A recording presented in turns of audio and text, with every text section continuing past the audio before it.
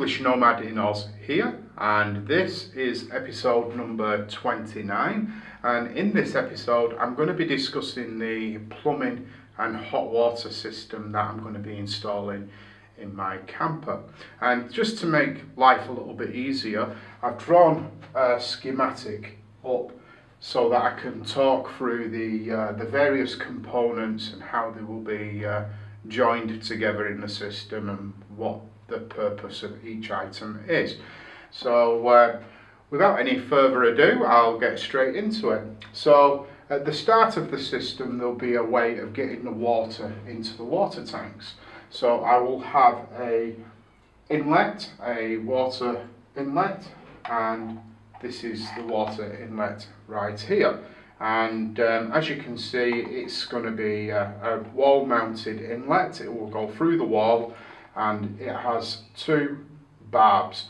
One is the 1-inch barb, which is for the pipe that fills the tanks with water, and the top one, the smaller one, is for the breather. So as water fills up in the tanks, the air that is displaced can escape through the breather and come up here. And when the water gets to the very top of the tanks, water will come up the breather and should come out of the top of the breather to let me know that the tank's full. So that is the water filler.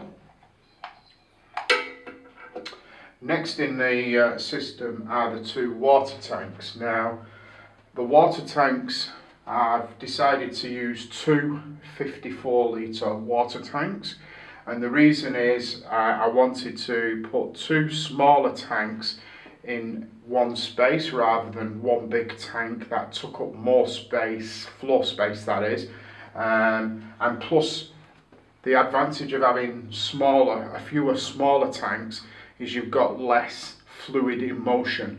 What I mean by that is if you have one big tank and that tank doesn't have baffles in it, as the vehicle moves, it goes around corners, the water can slosh backwards and forwards, and that can affect the handling of the vehicle. Although 100 litres isn't a significant amount of water, but that aside, it's easier to have two separate tanks and manage the way that the fluid moves around. I think they call it fluid dynamics.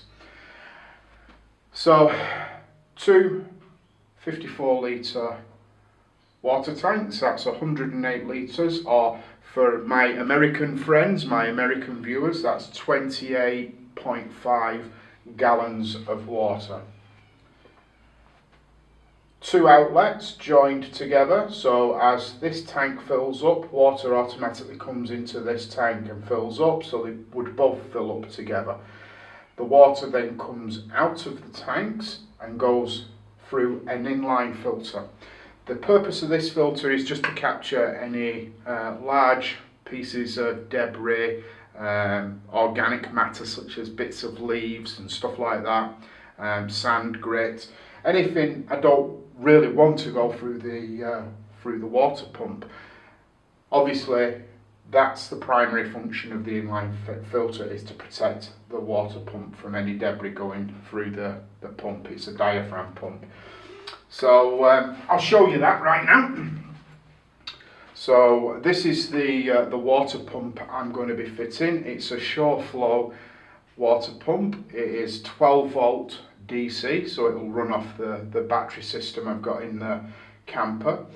It's got a flow rate of 15 litres per minute, and it has a pressure switching set at 55 psi, so it has its own built-in pressure switch.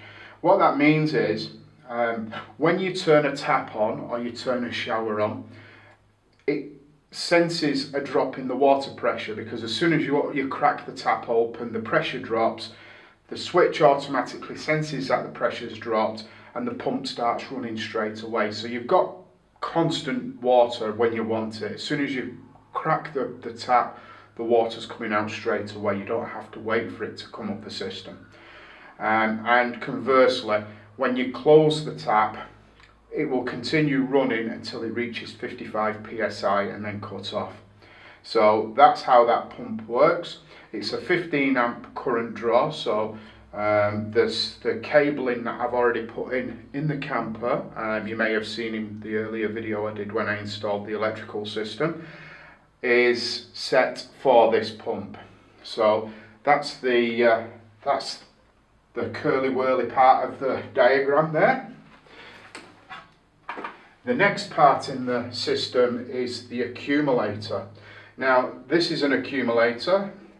What the accumulator does is it smooths out the flow of water in the system, assists the pump. In other words, it prevents the pump from being overworked when you're only using a small amount of water. So if you turn a tap on and you only want a small amount of water, so you've not got it fully open, the pump will be switching on and off constantly. What this does is, this is set, it's got a chamber in here with a diaphragm, and it's pressurized through this valve, which is the same as what's on your car tyre. So I will put some air in here. It comes preset at 20 psi, but I will put 55 psi in when I'm using the system. And what it does is, as water goes through, this portion of the chamber fills up with water, and once it's full, the 55 psi inside here is pushing the water out. So what it's doing is it's compensating, it's allowing a small reservoir of water to be contained in this portion here, which is under pressure. So what it does is it takes the strain off the motor, so the motor's not constantly having to switch on, switch off, switch on, switch off. And they call that surging, or I think there's other terms that I use to describe that particular phenomena.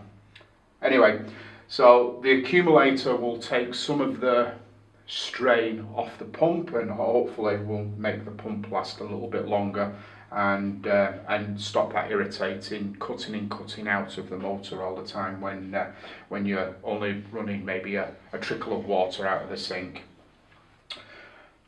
After you have the accumulator, I've put in the system a ball valve. So this is the ball valve, and what this will enable me to do is to isolate all of the system, that side of the system. So if I want to work on any part of the system upstream, then I can isolate it with this ball valve. So that's what that's there for. The next part of the system is, which is here, sorry, is this check valve. And what the check valve does is it allows water to just flow in one direction, signified by the arrow. So the water can only go upstream. Water can't go past the other way. And the reason I'm putting a check valve in is because at some stage I may decide I want to add a filler which is for mains water, and I'll just draw that for you so that you understand what I'm talking about. So at the moment this is all self-contained water system. There's no facility for me to tap into campsite water where there's a water stand at each campsite, and at some stage later on I may decide I want to add a mains water filler. So what I can do is I can put a T in and then put an additional filler. Now this particular filler is what's known as a regulated filler. So it will be connected by a hose pipe to a stand pipe, which is mains water and mains water pressure, and this regulates the mains water pressure down to a safe pressure for the system that's in there. Because bear in mind, a lot of caravans and a lot of campers and RVs don't have the type of system that I'm putting in. I've gone fairly heavy duty in terms of the piping and the fittings I'm putting in. Probably gone a little bit overboard compared to what they normally fit in RVs and caravans.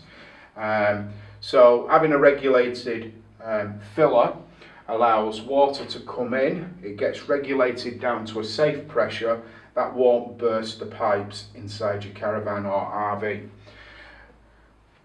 So I have the facility to add that in at a later stage, but at this stage I haven't opted for that option.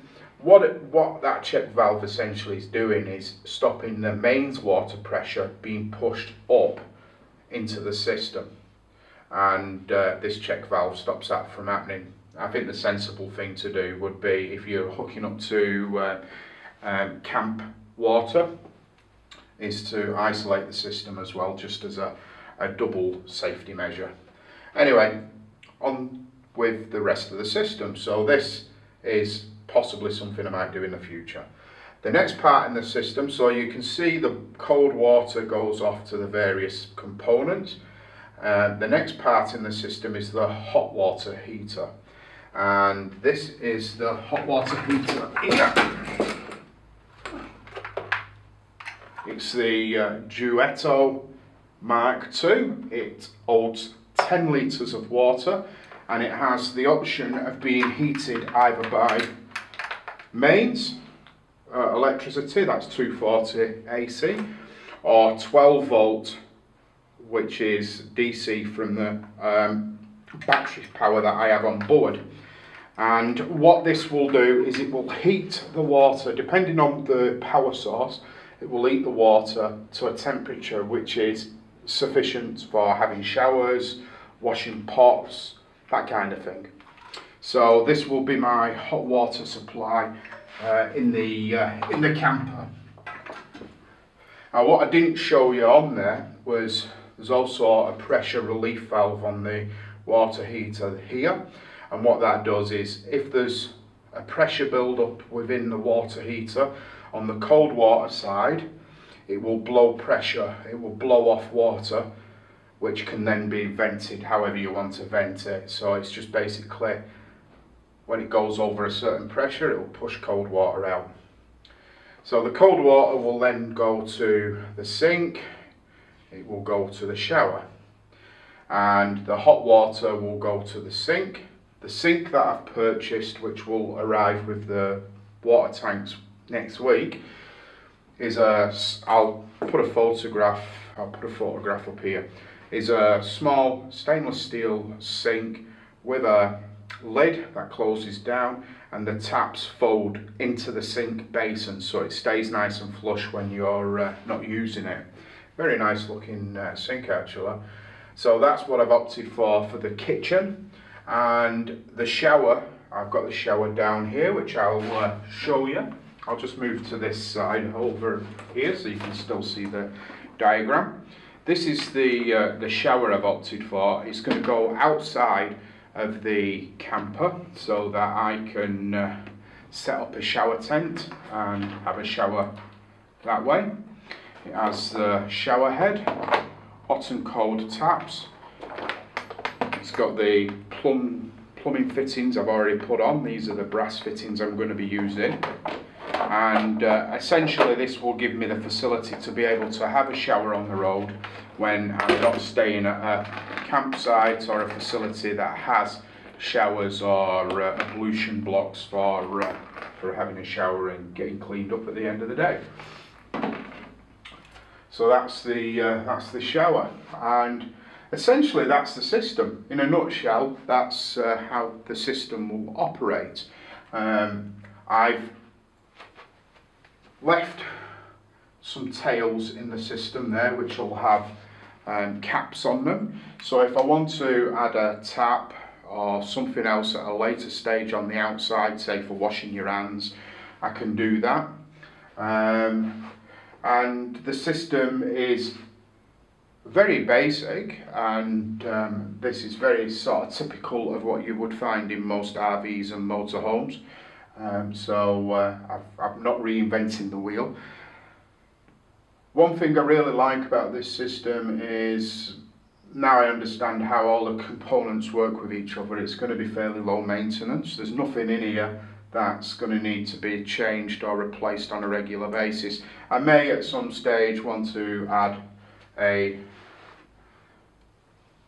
drinking water fountain in the kitchen separate to the sink, which may have an inline filter built in, so like a charcoal filter. so that I can have filtered drinking water. But apart from that, I can't see anything that I need to do to the system at this stage to improve it.